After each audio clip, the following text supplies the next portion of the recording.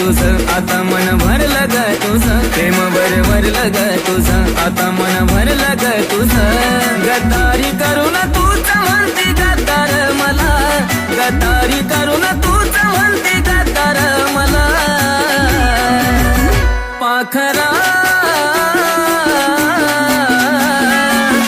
आजाद केलं तुला पाखरा आजाद केलं तुला